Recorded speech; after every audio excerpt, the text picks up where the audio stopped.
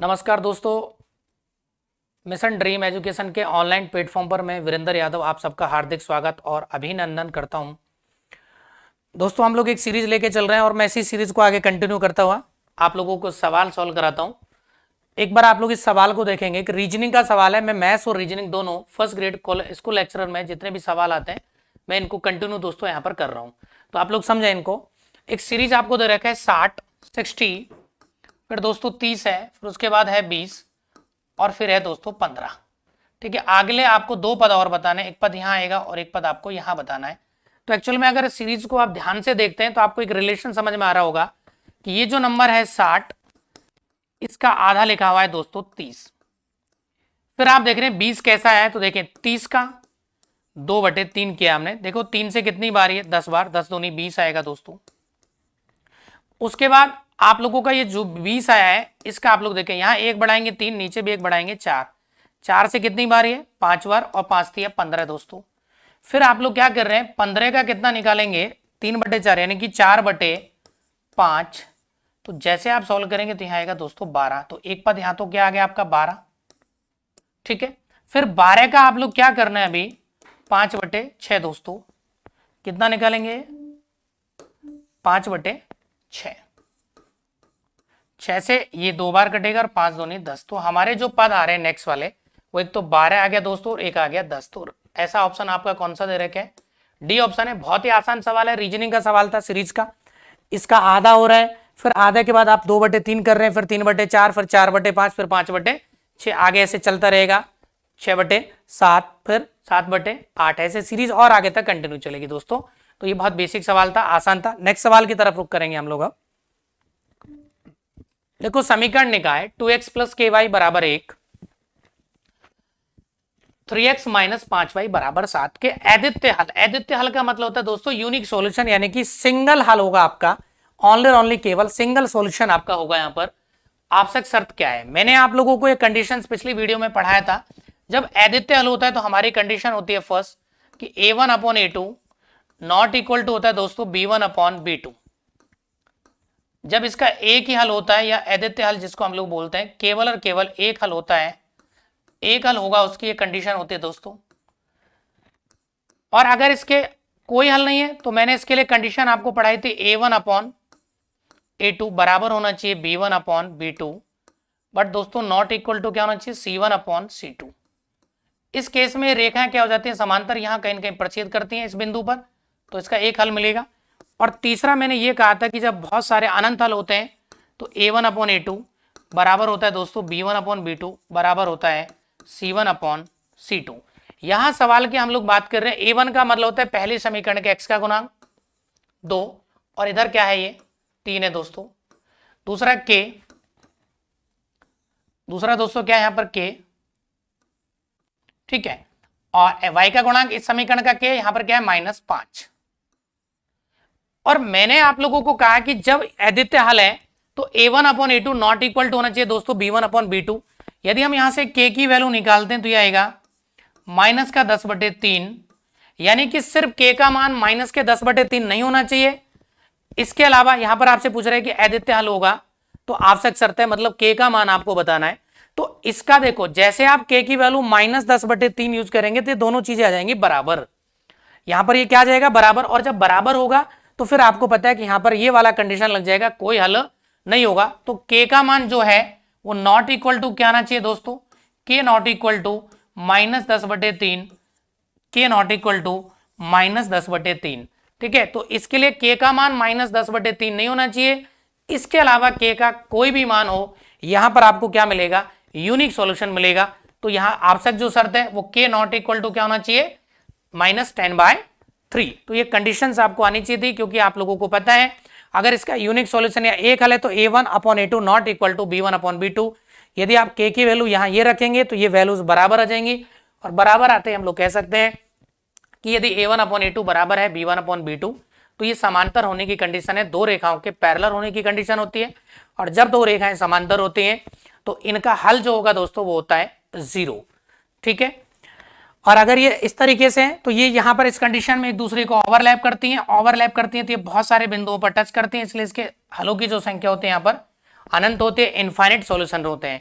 Next सवाल की तरफ हम लोग चलेंगे। अब ये लिखा हुआ है x तथा 1/x का माध्य m है, तो x क्यूब तथा 1/x क्यूब का माध्य आपको बताना है। दोस्तों देखें कि x प्लस 1/x का अगर माध्य आप निकालेंगे तो दो संख्याओं का एवरेज निकालने के लिए संख्याओं का योग, और इसकी वैल्यू आपको दे रखी है m एवरेज। तो यहां से x प्लस 1/x की वैल्यू दोस्तों हमारे पास कितना आ गया भाई, 2m हम लोग यहां से लिख सकते हैं। लेकिन हमें इस सवाल के अंदर जो रिक्वायरमेंट है वो ये है कि x cube plus 1/x cube by 2, मतलब ये वैल्यू हमें चाहिए, मतलब x cube plus 1/x cube का आपको माध्य चाहिए। तो देखें मैंने अभी थोड़ी देर पहले आपको समझाया ये कि यदि x प्लस 1/x बराबर a दे रखा है तो आप लोग x cube plus 1/x cube value निकालना चाहते हैं तो ये होता है a क्यूब माइनस का 3a दोस्तों। ठीक है, तो यहां पर यही कॉन्सेप्ट यूज करेंगे आप लोग। x क्यूब कर देते हैं ऐसे, इसका 1/x क्यूब बराबर में आएगा, इसका क्यूब करेंगे तो देखें ये बनेगा 8m क्यूब और माइनस में 3 गुना a, यानी कि ये आ जाएगा 6m। ठीक है दोस्तों, लेकिन हमें ये नहीं चाहिए x cube plus 1/x cube का योग नहीं चाहिए, हमें इनका औसत चाहिए, बटे में 2 और चाहिए। तो हम लोग यहां पर क्या करेंगे, x cube plus 1/x cube x cube plus 1/x cube बटे में क्या कर देंगे 2। तो जब आपने 2 का इधर डिवाइड किया तो आपको इधर भी करना पड़ेगा 8m क्यूब माइनस में 6m और बटे में 2।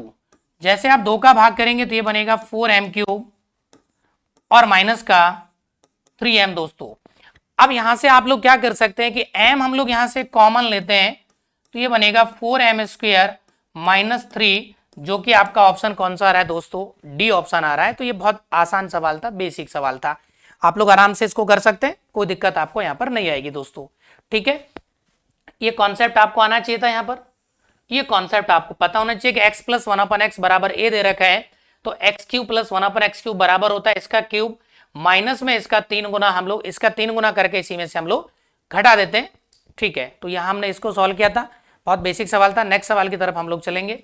देखिए सवाल है कि अकुशल श्रमिकों का एक समूह का औसत वेतन 10,000 रुपए है और कुशल श्रमिकों का समूह का औसत वेतन 15,000 रुपए। इन दोनों समूह का जो संयुक्त है ओवरऑल जो इनका औसत वेतन निकल के आ रहा है दोस्तों 12,000। तो यहां बोल रहे हैं कि कुशल श्रमिकों का प्रतिशत बताएं। तो देखो ये एलिगेशन का कॉन्सेप्ट है, कैसे करते हैं कि यहां पर जो है अकुशल, यानी कि जो अकुशल हैं उनका औसत कितना था 10,000, उनको औसत वेतन मिलता है 10,000, और जो कुशल है उनको ज्यादा मिलेगा तो उनको कितना मिल रहा है 15,000, और ओवरऑल जो मिल रहा है दोस्तों उसको हम लोग हमेशा लिखेंगे बीच में 12,000। और ये कॉन्सेप्ट हम लोग यहां पर मान के चलते हैं कि ये कॉन्सेप्ट हमें यूज करना है एलिगेशन का। तो हम लोग अगर इसको यहां से आप लोग लिखेंगे यहाँ 12,000 ओवरऑल वैल्यू, और हमें कुछ नहीं करना है, बस ऐसे आपको तिरछा घटाना है। तो जैसे आप लोग यहाँ पर तिरछा घटाएंगे तो देखिए 15,000 में से 12,000 जब आप घटाते हैं 15,000 माइनस 12,000, और इधर दोस्तों ये अनुपात लगाना है आपको, इधर आपको बड़ी वैल्यू में से हमेशा छोटी घटानी होती है तभी एलिगेशन लगेगा। मैं आपको बता रहा हूं क्या कंडीशन होती है इसकी। आप 10,000 घटाएंगे तो यहां बचेगा दोस्तों 3,000 और यहां बचेगा ये 2,000, ये तीनों जीरो कटेगा तो अनुपात आ गया दोस्तों 3:2। ये था आपका अकुशल, ठीक है, ये अकुशल थे। और दोस्तों ये जो है ये कुशल मजदूर हैं, कौन से हैं, ये कुशल हैं। ठीक है, अगर हम लोग यहां बात कर रहे हैं तो ये कुशल हैं। और अब आप इनके अनुपात की बात करें, ये 3 आ गया, और यहां से टोटल अगर बात की जाए तो दोस्तों टोटल रेशो कुल अनुपात बनेगा टीआर, मतलब टोटल रेशो 5 में से 3 कैसे हैं अकुशल है और 2 क्या हैं कुशल हैं। तो यहां पर बोल रहा है कि कुशल श्रमिकों का प्रतिशत बताना है। टोटल कितने हैं 5, इसमें से 2 क्या हैं कुशल हैं। परसेंटेज के लिए 100 से गुना करेंगे तो दोस्तों ये 5 से कितनी बार 20 बार, 20 दूनी 40%, तो कितना आ जाएगा ये 40%, जो कि ऑप्शन बी में आपको दिया हुआ है। कितना परसेंट आंसर आएगा इसका दोस्तों 40% आंसर आएगा। बहुत इजी सवाल है। देखिए इस तरह के जो सवाल आते हैं जहां पर एक चीज की वैल्यू दे रखी है दूसरी की दे रखी है और दोनों को मिलाकर ओवरऑल दे रखा है, तो हम लोग एलिगेशन लगाते हैं। एलिगेशन की कंडीशन दोस्तों क्या होती है कि ये जो बीच में वैल्यू आती है इन दोनों के बीच की आनी चाहिए, या मैं ऐसे कहूं कि इससे बड़ी या इससे छोटी आनी चाहिए। एक से बड़ी होनी चाहिए और एक से क्या होनी चाहिए दोस्तों छोटी होनी चाहिए। ये हमारी कंडीशन या सेटिस्फाई हो रहा है। दूसरी बात आपको ध्यान रखना है कि बड़ी वैल्यू में से हमेशा छोटी वैल्यू घटाते हैं। आप 10,000 माइनस 12,000 नहीं करेंगे, 12,000 माइनस 10,000, यहां सिर्फ हमें अंतर लेना है, प्लस माइनस के बारे में हमें नहीं देखना है दोस्तों। तो बहुत बेसिक सवाल था, एकदम आसान है। इसका आंसर आ गया यहाँ पर 40%। बहुत इजी सवाल है। नेक्स्ट सवाल की तरफ हम लोग चलेंगे दोस्तों। नेक्स्ट सवाल देखें कि किसी बारंबारता बंटन का माध्य तथा माध्यिका आपको दे रखा है, यानी कि x बार का मान दोस्तों आपको क्या दे रखा है, यहाँ पर 30 दे रखा है, और माध्यिका जो मीडियन है, मीडियन की वैल्यू हमें क्या दे रखी है, यहाँ से 28 दे रखी है दोस्तों। तो आप लोगों से पूछ रहा है बहुलक। मैंने आपको z के लिए एक फॉर्मूला पढ़ा है बहुलक का कि 3 मीडियन माइनस 2x बार दोस्तों। यहां पर आप देखेंगे कि माध्यिका कितनी है 28, और माइनस में 2 गुना में समांतर माध्य कितना है 30, 28 या 84 होता है दोस्तों, और ये 60 घटाएंगे तो हमारा जो रिजल्ट आएगा, यानी कि जो बहुलक z आ रहा है वो कितना आ जाएगा दोस्तों 24 आ जाएगा। तो हमारा ऑप्शन सी यहां से एकदम सही होगा। ये बहुत इंपॉर्टेंट कॉन्सेप्ट है, मैं बहुत बार इस चीज को सिखा चुका हूं, इसमें एग्जाम में बहुत बार सवाल बनता है, ये आपको आना चाहिए। ठीक है दोस्तों, नेक्स्ट सवाल की तरफ हम लोग चलेंगे। नेक्स्ट सवाल की तरफ, यहां पर z बहुलक होता है, m मीडियन है माध्यिका, और x बार है माध्य होता है, समांतर माध्य होता है दोस्तों। नेक्स्ट सवाल देखिए, नेक्स्ट सवाल है कि दो अंकों की एक संख्या को या तो उनके अंकों का योग से 8 गुना करके एक जोड़ने से प्राप्त किया जा सकता है, या उनके अंकों के अंतर को 3 से गुना करके 2 जोड़ने से प्राप्त किया जा सकता है। तो वो संख्या क्या है दोस्तों? ऐसे सवाल को आप ऑप्शन से समझ सकते हैं। देखिए, पहला ऑप्शन मैं बताता हूं आपको कैसे प्राप्त किया जा सकता है। इसमें पहला तरीका क्या है, जो पहला लाइन लिखा हुआ है कि दो अंकों की एक संख्या को या तो उनके अंकों के योग से 8 गुना करके एक जोड़ने पर, अंकों के योग देखें 3 और 2 5, 5 का 8 गुना करेंगे तो 5 का 8 गुना करेंगे तो 40, और 1 41 दोस्तों। ठीक है, आपको क्या मिल रहा है कि अंकों का योग तो 5 है, 5 को किससे गुना करना है आपको 8 से, और उसमें 1 जोड़ दें तो ये संख्या दोस्तों मिलती है 41, जबकि यहां संख्या क्या दे रहा है कि 23। तो इसका मतलब ये ऑप्शन तो हो गया दोस्तों गलत। दूसरा आप लोग चेक करते हैं कि अंकों का योग हो गया 3 और 1 4, इसको 8 गुना करके 1 जोड़ते हैं तो दोस्तों ये होता है 8 चौका 32 और 33, यानी कि ये भी गलत। हमें क्या मिलना चाहिए था 31। इसकी बात कर रहे हैं, अंकों का योग 4 और 1 5, गुणा करेंगे 8 प्लस 1 तो 40 और 1 दोस्तों क्या होगा, ये यहां से जो बनेगा आपका 8 5 40 और 1, यानी कि दोस्तों क्या आएगा 41, जो कि हमारा संख्या थी। तो इजी में आप लोग इस सवाल को कर सकते हैं ऑप्शन से। ठीक है, बहुत आसान सवाल था, आप आसानी से इसको ऑप्शन से ट्राई कर लो, बेसिक से आपको जाने की जरूरत नहीं है, बहुत आसान सवाल है। ठीक है दोस्तों, नेक्स्ट सवाल हम लोग देखते हैं। और आप लोग एक बार इससे भी चेक कर सकते हैं कि उनके अंकों के अंतर को 13 से गुणा कर। देखिए अंतर कितना आ रहा है दोस्तों, 4 और 1 का 3 अंतर आ रहा है, 3 को 13 से गुणा करेंगे, 13 3 39 में 2 जोड़े तो क्या वापस 41 मिल रहा है क्या? तो दोनों कंडीशन आपकी सेटिस्फाई होनी चाहिए। पहले 2 ऑप्शन गलत हो गए, हमारा जो तीसरा ऑप्शन है वो एकदम सही है, जो ही आपका आंसर होगा। ठीक है दोस्तों, नेक्स्ट सवाल की तरफ हम लोग चलेंगे। अब देखिए 100 से कम अभाज्य संख्याएं क्या होती हैं, तो मैंने कल ही आप लोगों को एक वीडियो में पढ़ा है ये कि 100 से कम अभाज्य संख्याएं होती हैं दोस्तों 25, और मैंने आपको पढ़ाया कि 1 से लेके 100 तक या 100 से कम जो अभाज्य संख्याएं बनेंगी वो होती हैं 25 प्राइम नंबर्स होते हैं। 1 से लेके 200 तक मैंने दोस्तों पढ़ाया आपको, यहाँ प्राइम नंबर होंगे टोटल 46। 1 से लेके 300 तक अभाज्य संख्या होती है दोस्तों 62। ठीक है, और 1 से लेके मैंने 1000 तक भी आपको बताया है प्राइम संख्या होती है दोस्तों 168। तो ये आंसर तो आपका बिल्कुल इजी था, आपका आंसर आ गया यहाँ से 25। ठीक है दोस्तों, नेक्स्ट सवाल, एक घनाभ की लंबाई चौड़ाई तथा ऊंचाई का योग। देखें आपको घनाभ की लंबाई प्लस चौड़ाई प्लस ऊंचाई का योग दोस्तों दे रखे हमें 20 सेंटीमीटर। ठीक है, और इसके विकर्ण की लंबाई सेंटीमीटर में। दोस्तों यहां एक मिस्टेक है, इसके विकर्ण की जो लंबाई है मैं आपको क्लियर कर देता हूं कि थोड़ा सा ये प्रिंटिंग एरर थी। तो यहां जो विकर्ण की लंबाई आपको दे रखी थी दोस्तों ये 6√6 है। यहां पर विकर्ण की लंबाई क्या है 6√6, और आपको यहां पर चाहिए इसके संपूर्ण पृष्ठ का क्षेत्रफल, टोटल सरफेस एरिया।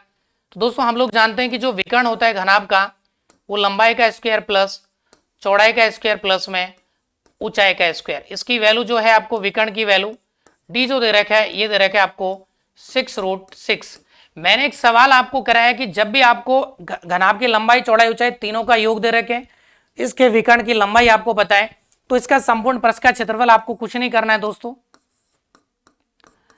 इसका स्क्वायर करेंगे और साथ में जो विकर्ण दे रखे हैं उसका स्क्वायर करेंगे। और ये घटा देंगे तो 20 का स्क्वायर दोस्तों बनेगा 400, 6 का स्क्वायर 36 गुना 6, तो 36 गुना 6 करेंगे दोस्तों, ये जो बनेगा आपका 400 माइनस 216 और बराबर दोस्तों आंसर आएगा 184। मैंने आपको ये चीज कल भी आपको एक वीडियो में ये चीज क्लियर की है कि यदि इसकी लंबाई चौड़ाई ऊंचाई तीनों का योग यदि आप लोगों को यहाँ पर दे रखा है कि लंबाई प्लस चौड़ाई प्लस ऊंचाई बराबर आपको 1 सेंटीमीटर दे रखा है ये, ठीक है दोस्तों।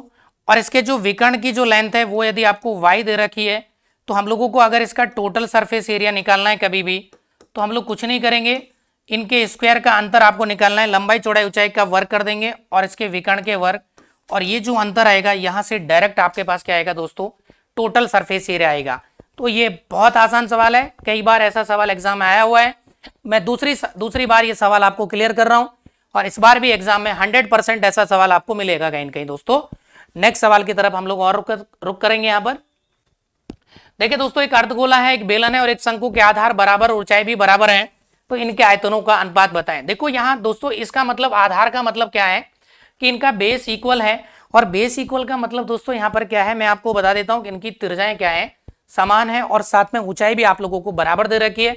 तो हमें सिर्फ इनका क्या चाहिए, हमें चाहिए इनके आयतन। तो देखें आयतन V1 और मान लेंगे हम लोग यहाँ पर ये V2 है, और यहाँ अनुपात दोस्तों हम लोग मानते हैं V3, ठीक है दोस्तों। अगर हम लोग बात करेंगे अर्धगोला, सबसे पहले अर्धगोला लिखा हुआ है, तो इसका आयतन होता है 2/3 पाई r³, ठीक है दोस्तों।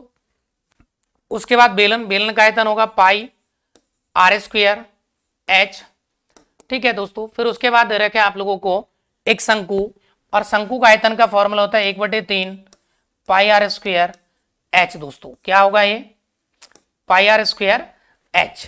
हम लोगों को पता है कि रेडियस सबकी बराबर है, यहां से देखें पाई सभी में कॉमन आके कट जाएगा, ये आपका 2/3 r² कट जाएगा, यहां बचेगा दोस्तों r, यहां बचेगा h, और यहां आप लोगों को जो बचने वाला है वो भी बचेगा आप लोगों का h, ठीक है। दूसरी बात दोस्तों मैं आपको बता देता हूं कि जितनी यहां पर दी हुई आपको आयतनों का अनुपात चाहिए, यहां आप लोगों को रेडियस और त्रिज्या ये भी बराबर दिया हुआ है, यानी कि r और h भी आप लोगों को बराबर दे रखा है। तो यहां से बन रहा था h और ये बाई 3, लेकिन आपको एक चीज तो पता होनी चाहिए कि जब ये बराबर दे रखा है तो ये r h सब बराबर है, तो ये भी कट जाएगा। तो यहाँ जो वैल्यू मिलेगा आपको 2:3:1 और 1/3 दोस्तों। यहाँ से ये इनवर्स रेशो होता है, 3 आप एलसीएम लेंगे, सब में गुना करेंगे ऐसे, इसके नीचे कुछ नहीं तो 1 होता है, और यहाँ 3 से आप नीचे वालों का एलसीएम 3 गुना करेंगे, तो जब ये 3 यहाँ गुना होगा 3 से 3 कटेगा, यहाँ गुना होगा तो 3 बनेगा, और ये भी कटेगा, तो आंसर आपका आएगा 2:3:1।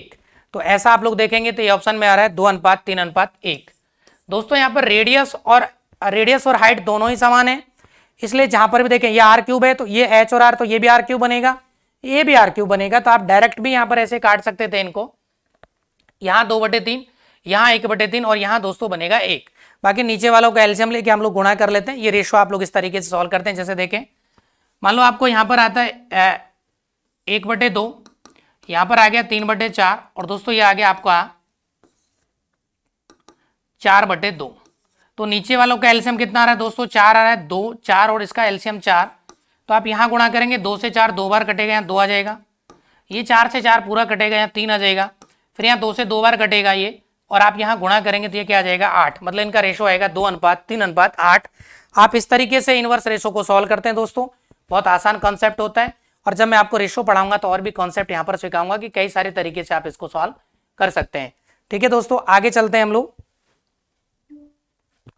के किस मान के लिए समीकरण समूह kx + 2y = 5 और 3x + y = 1 का एक परिणाम होगा, मतलब इसका भी यूनिक सॉल्यूशन आपको चाहिए, ठीक है। तो इसके लिए भी हम लोग क्या करेंगे, अगर यूनिक सॉल्यूशन है तो मैंने थोड़ी देर पहले भी आपको डिस्कस किया है कि a1/a2 नॉट इक्वल टू होना चाहिए दोस्तों b1/b2, ठीक है। तो इसके लिए हम लोग के a1 जो होता है ये आप लोगों का x का गुणांक होगा, उधर कितना आएगा दोस्तों, ये 3 नॉट इक्वल टू होना चाहिए b1/b2, तो 2/1। जब इसको सॉल्व करेंगे तो k की वैल्यू दोस्तों क्या आ रही है 6, यानी कि k का जो मान है दोस्तों वो क्या नहीं होना चाहिए 6, बाकी कोई भी रियल नंबर हो सकता है, लेकिन k का मान सिर्फ और सिर्फ क्या नहीं होना चाहिए 6 नहीं होना चाहिए, ठीक है दोस्तों। अगर हम लोग इसको सॉल्व करते हैं, देखिए k का मान अगर हम यहाँ 6 रखेंगे तो ये दोनों बराबर आ जाएगा, बराबर होते ही आपको पता है कि जब A1/A2 हो और बराबर होता है दोस्तों B1/B2, तो यहाँ पर इसके जो हलों की संख्या क्या हो जाती है, शून्य हो जाती है, क्योंकि दोनों से रेखा क्या हो जाती हैं,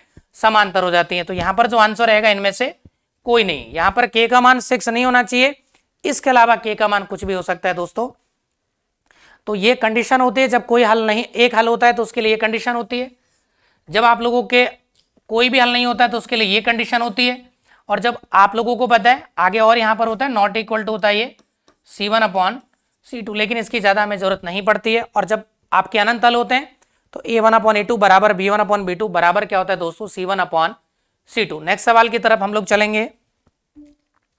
रिक्त स्थान का पद ज्ञात करें। ये भी एक रीजनिंग का सवाल है दोस्तों। ये आपको सीरीज लिखी हुई है 24:35, और यहां पर ये इस तरीके से आप लोगों को यहां ये समानुपात लगाया गया होगा 80 अनुपात, और ये आपसे पूछा। ये थोड़ा सा यहां पर भी प्रिंटिंग एरर थी। देखें तो ये एक्चुअल में क्या हो रहा है कि 5 का स्क्वायर माइनस 1, 6 का स्क्वायर माइनस 1, ठीक है दोस्तों। यहां पर भी आपको होता है 8 का स्क्वायर माइनस 1, ठीक है। अब आप लोगों को पता है कि यहाँ 8 का स्क्वायर माइनस 1 नहीं, 8 का स्क्वायर माइनस 1 नहीं दोस्तों, ये 9 का स्क्वायर माइनस 1 है। ये क्या है, 9 का स्क्वायर माइनस 1।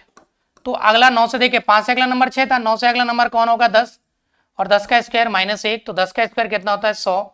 100 में से 1 घटाएंगे तो आंसर कितना आएगा, 99। तो इसका तो ये ऑप्शन ही आ जाएगा। बड़ा आसान सवाल था ये, तो बहुत बेसिक था कि आप लोगों को ये रिजल्ट पता होना चाहिए कि 5 का स्क्वायर माइनस 1 क्या बनेगा, 24, 6 का स्क्वायर माइनस 1 35, यानी कि 36 माइनस 1 क्या बन रहा है, ये 35। क्या बन रहा है, ये 35। ऐसे यहां 25 माइनस 1 करेंगे तो 24।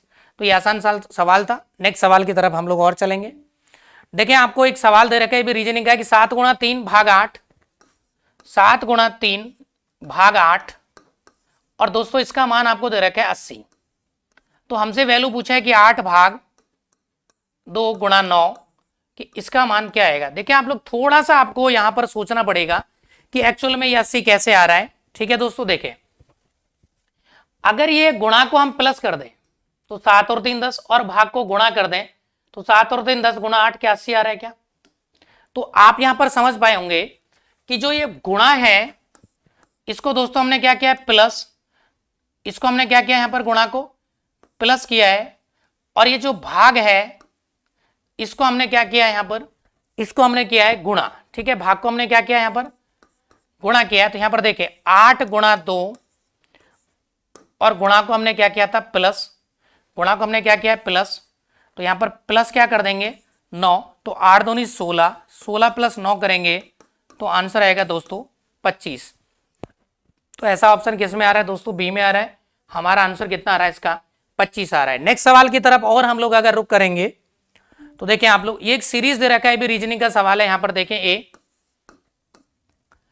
1/2, 3/4, 5/8 और 7/16, और एक ही जगह आपको बताना है कि भाई एक ही जगह आप लोग क्या निकालेंगे, ये चीज आपको बतानी है। तो देखिए अगर हम लोग यहां पर देखें 1 + 2 3, 3 + 2 5, 5 + 2 7, ऊपर 2 2 ऐड हो रहा है क्या, और इधर देखें तो 2 का दोगुना, 4 का दोगुना और 8 का दोगुना। तो यहां तो आएगा, नीचे तो कुछ नहीं होगा। तो इसके नीचे यदि कुछ नहीं होता है तो आपको पता है हमेशा 1 होगा, और इसका दोगुना करेंगे तो नीचे तो दोस्तों आ गया 1। और देखें 1 + 2, तो यहां पर -1 में यदि हम +2 करें तो हमारा रिजल्ट क्या मिलेगा, 1, जो कि यहां पर आ रहा है। क्योंकि आगे हम 2 2 ऐड कर रहे हैं तो इधर आएंगे तो आप लोग क्या करेंगे इसमें से, यानी कि हम लोग यहां आप लोग देखना चाहते हैं। तो देखिए आप लोग क्या कर रहे हैं, मैं आपको ये चीज बता देता हूं कि हम लोग यहां क्या करना है।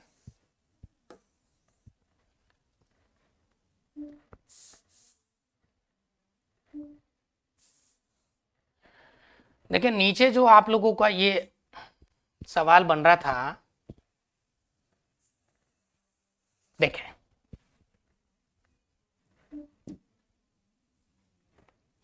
ये सवाल है आपका, यहां पर आप थोड़ा सा समझना चाहते हैं तो एक ही जगह आपको बताना है। तो इसमें कर क्या रहे हैं हम लोग, A + 2, यहां +2 हो रहा है, यहां +2 हो रहा है, यहां +2 हो रहा है, यहां आप लोग 2 का गुणा कर रहे हैं, यहां पर भी आप 2 का गुणा, यहां पर भी आप 2 का गुणा, ठीक है। तो यहां तो हो जाएगा 2 का आधा, नीचे तो आएगा दोस्तों 1 1 के नीचे, और आप लोगों को पता है कि जो a है उसकी वैल्यू अगर हम लोग -1 लेंगे, ठीक है, एक्चुअल में हम लोग क्या कर रहे हैं, दो दो प्लस कर रहे हैं, तो -1 में अगर आप +2 करेंगे तो क्या आपको रिजल्ट 1 मिलेगा क्या? तो यहां से जो ऊपर आएगा -1 आएगा और 1 बटे ये जो रिजल्ट आपको बनेगा -1, तो हमारा आंसर क्या आ जाएगा दोस्तों, -1 आ जाएगा। बहुत बेसिक सवाल है, बस उधर दोगुना कर रहे हैं, तो यहाँ पर आपको पता है कि इसमें से आप लोग क्या कर रहे हैं, +2 कर रहे हैं ऊपर, तो इधर 2 आप लोग यहाँ क्या करेंगे, -1 + 2 हो जाएगा, ठीक है। नेक्स्ट सवाल देखें, दो धनात्मक संख्या एक्स वाई का समांतर माध्य 29.5 है। देखें दो संख्या है तो इनका समांतर माध्य आप ऐसे निकालेंगे, इसकी वैल्यू आपको दे रखी 29.5। अगर इन दोनों संख्याओं की वैल्यू योग निकालें तो यहां पर बनेगा 29 का दुगना 58 और ये 0.5 एक, यानी कि 58 और 1 59 दोस्तों, ठीक है। उसके बाद बोल रहे हैं कि एक तीसरी संख्या को भी सम्मिलित कर लिया जाए। मान लो तीसरी संख्या हमने z मान ली, x + y + z, तो इनका समांतर माध्य बटे में 3 कर दें क्योंकि संख्या कितनी 3 है, तो ये कितना दे रखा है आपको 20.5।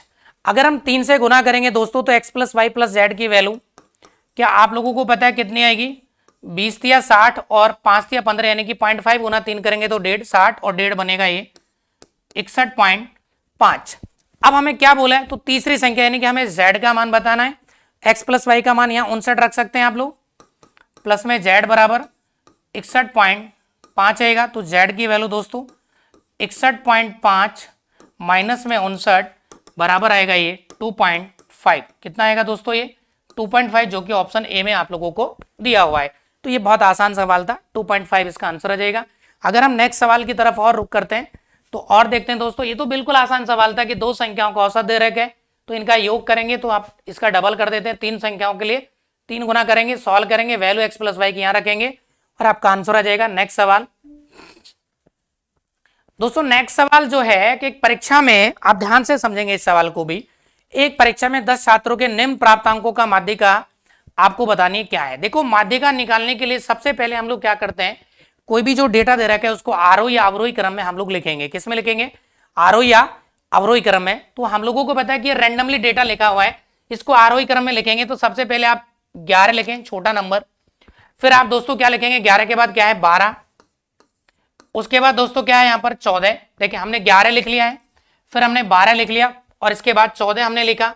14 के बाद आप देख रहे हैं तो यहाँ पर 18 आपको दिखाई दे रहा है, 18, ठीक है दोस्तों। फिर हमारा क्या है, 18 के बाद 22 है, उसके बाद हम लोग क्या लिखेंगे, 22 के बाद देखें आप लोग 32, सॉरी 22 के बाद कितना है 26।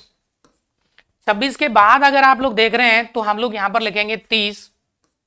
फिर दोस्तों कितना आ रहा है 30 के बाद 32, ठीक है, 30 हमने लिख लिया, 32 हमने लिख लिया, फिर 35, फिर कितना आएगा ये 35 और फिर कितना आएगा 200 लास्ट में 41। ऐसे आप लोग चेक कर सकते हैं कि आप 10 के 10 डेटा आपने लिखे हैं, तो 1 2 3 4 5 6 7 8 9 और 1 10, ठीक है दोस्तों।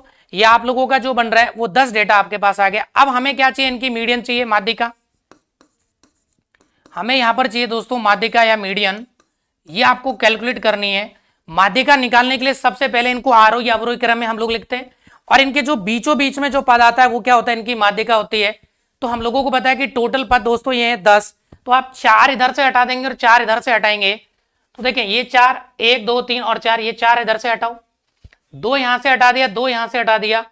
अब ये जो पद बचे हैं इनके बीचों बीच की जो वैल्यू आएगी, तो इनका माध्यिका कैसे, मीडियन कैसे निकालेंगे, बीच वाला वैल्यू इन दोनों को जोड़ के आधा करेंगे।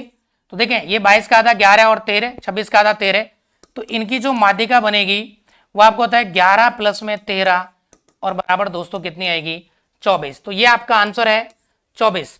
उम्मीद करता हूं दोस्तों मैंने आपको 75 सवाल यहां पर करा दिए। एक दो दोस्तों नेक्स्ट सवाल की तरफ और चलते हैं। तो हम लोग यहां पर देख रहे हैं ये और कुछ 1 2 सवाल और बच गए थे कि एक अनुपात रहित संख्या दशमलव स्वरूप हमेशा है, कि अनुपात रहित संख्या का दशमलव स्वरूप हमेशा होता है। तो जो अनुपात रहित होती है, मतलब जिसका अनुपात हम लोग नहीं निकाल पाते हैं, तो अंतरहित और पुनरावृत्त रहित होती है वो, ठीक है। तो ये होते हैं दोस्तों जिसका अंत आपको बोल रहे हैं कि अनुपात रहित, तो अनुपात ही नहीं है तो उसका ना तो अंत होगा ना ही कभी उसकी पुनरावृत्ति होगी। तो इसका आंसर आएगा आपका सीधा सीधा बी ऑप्शन आएगा। अंतयुक्त होगा, जैसे अंतयुक्त है तो हम लोग उसका अनुपात ही निकाल सकते हैं दोस्तों, जैसे 1.5 है तो इसका मतलब 10, तो ये तो आप आराम से निकाल सकते हैं, 5 से 3 बार और 5 से 2 बार, 3:2। तो ये तो वैसे ही अनुपात रहित संख्या का दशमलव स्वरूप हमेशा अंतयुक्त होता है, बिल्कुल। यानी कि एक अनुपात रहित संख्या का दशमलव स्वरूप हमेशा अनुपात रहित का अंत रहित व पुनरावर्त रहित होता है। बाकी ये आप लोगों का अनुपात रहित ऐसे नहीं होता है, और अंत रहित पुनरावर्ती युक्त ये भी नहीं होगा, और अंत युक्त एवं पुनरावर्ती रहित होता है ये भी नहीं होगा दोस्तों। तो इसका जो ऑप्शन आना है वो आपका बी आएगा आंसर। ठीक है, नेक्स्ट सवाल की तरफ हम लोग चलेंगे। मुद्रित लिपियों से प्राप्त आंकड़ों से जाना जाता है। देखो ये इस प्रकार के जो आंकड़े होते हैं उनको हम लोग द्वितीयक आंकड़े कहते हैं। मैं आपको बता देता हूं कि प्राथमिक और द्वितीयक आंकड़े क्या होते हैं। जैसे प्राथमिक आंकड़े दोस्तों, कोई भी व्यक्ति कोई सर्वे कर रहा है और उसका डेटा वो कलेक्ट कर रहा है, तो उस प्रकार का डेटा जिसको खुद ही यूज कर रहा है वो प्राथमिक आंकड़े। लेकिन यदि वो किसी दूसरे का डेटा यूज कर रहा है जो पहले ऑलरेडी कहीं कहीं प्रकाशित हो चुके हैं, जैसे कि कोई भी इकोनॉमिक्स का डेटा है जो पहले से पता है और उसको हम लोग उपयोग करते हैं, तो वो आपके द्वितीयक आंकड़े कहलाते हैं। तो जो मुद्रित लिपियों के अंदर जो हम आंकड़े यूज करते हैं, जो आप लोगों को जो प्रिंटिंग चीजें होती हैं उनमें ऑलरेडी जो आंकड़े प्रकाशित हो चुके हैं उनको यूज करते हैं, और इसलिए कौन से आंकड़े होते हैं ये द्वितीयक प्रकार के। प्राथमिक आंकड़े होते हैं जिनको हम डायरेक्ट यूज करते हैं, मतलब कहीं पर भी उनका प्रकाशन नहीं है, खुद जो व्यक्ति खुद वो तैयार कर रहा है दोस्तों। ठीक है, नेक्स्ट सवाल की तरफ हम लोग और चलेंगे। निम्न में से कौन सा कथन सही है? इनमें से कौन सा कथन सही है? बहुलक का मान सभी आंकड़ों पर निर्भर नहीं करता है, माध्यिका का मान आवर्ती चित्र से प्राप्त हो सकता है, बहुलक सीमांत आंकड़ों से प्रभावित होता है, और उपयुक्त सभी सही है। निम्न में से कौन सा कथन सही है? दोस्तों ये सही है इसका, क्योंकि बहुलक का मान सभी आंकड़ों पर निर्भर नहीं करता है। एक्चुअल में बहुलक वो होता है जिसकी फ्रीक्वेंसी सबसे ज्यादा होती है, बारंबारता, तो कोई ना कोई एक डेटा होगा। बाकी माध्यिका का मान आवर्ती चित्र से प्राप्त हो सकता है, ये बिल्कुल सही है, और बहुलक सीमांत आंकड़ों से बिल्कुल आंकड़े से प्रभावित होता है ये, और उपयुक्त सभी इसका आंसर नहीं होगा। तो इसका जो आंसर दोस्तों आएगा ए ऑप्शन। थैंक यू दोस्तों, ये मेरी तरफ से आपको कंप्लीट सीरीज थी, मैं इसको अब खत्म कर चुका हूं। बहुत बहुत धन्यवाद आप सभी का। मैक्सिमम आप लोग इसको शेयर करें अपने दोस्तों के साथ, लाइक करें, चैनल को सब्सक्राइब कर लें। थैंक यू दोस्तों।